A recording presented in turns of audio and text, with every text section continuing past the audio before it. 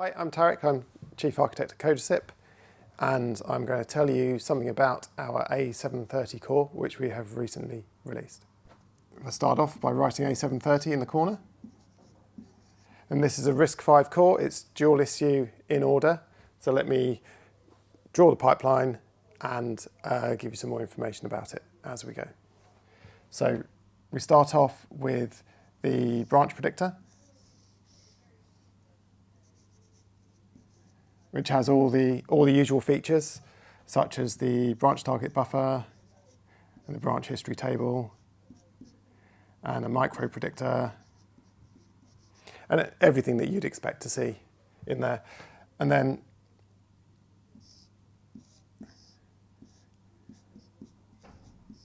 we have a four-way instruction cache and an instruction fetch unit, which uses the predictions from the branch predictor to control the fetch and reads from the instruction cache. And then returns 64 bits per cycle.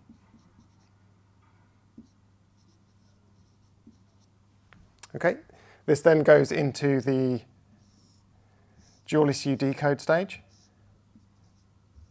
So decode 1 and decode 2. And then we can issue up to 2 instructions to the machine. So we have 4 ALUs, which are early and late in the pipeline. And we have obviously a load store unit and a 4-way data cache. And then to fill the data cache, we have an AXE5 bus. And other functional units, of course, like a multiplier pipeline. This gives us the most basic RISC-V core, although it does need a register file, of course, which I shall put here. For the X registers, the integer registers, so that's the XRF. Okay, so that gives us basic RISC-V functionality. And then we can extend upon this to add more functionality. We can add more instructions into the ALUs, for example, the bit manipulation extensions, which I shall represent with a B, which go into the ALUs only. Another standard extension is the floating point.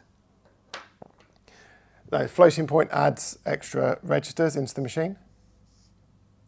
So FRF, floating point register file.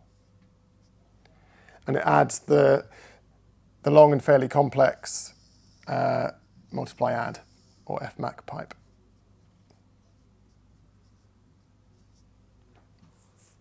As well as simpler floating point unit functions.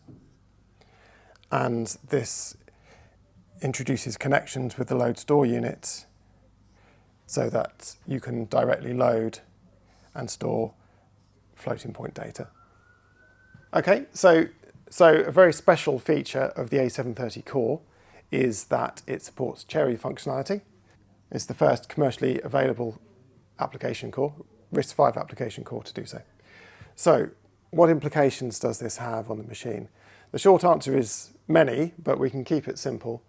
So we have to extend the registers. So all of the integer registers become twice as big. So they now have to store metadata for CHERI. So if this is 64 bits, this is another 64 bits. And then we have to add one extra bit, which is a hardware managed tag bit, which says whether a pointer stored, a CHERI pointer stored in this register file is valid for use.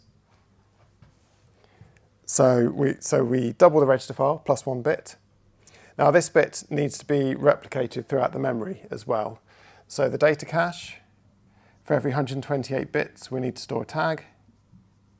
Then we have to put the CHERI functionality in. So CHERI allows us to do some calculations. Some of them are relatively complicated. So we can draw a pipeline sort of next to the multiplier pipe to do CHERI calculations. The other big thing is that CHERI does a lot of checking. So it will check loads and store accesses So here we need to do cherry checking.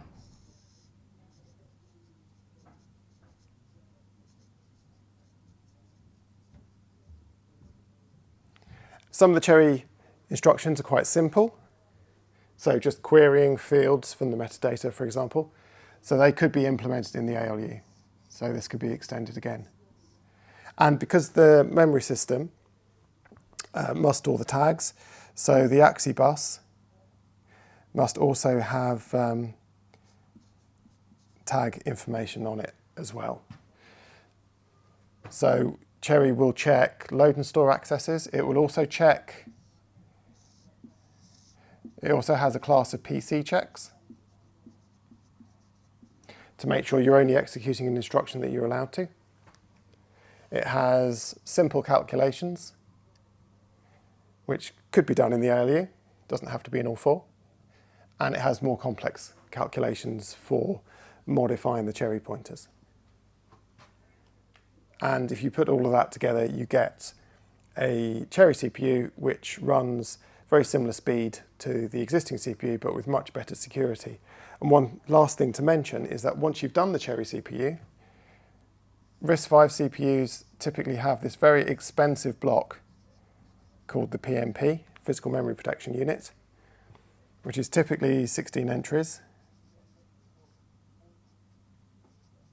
which gives very coarse-grained memory protection only, and is very power hungry and is very area hungry. With Cherry, we remove that completely and we replace it with a much more fine-grained version which has a lot more functionality for a similar area. So the overall solution is much, much better.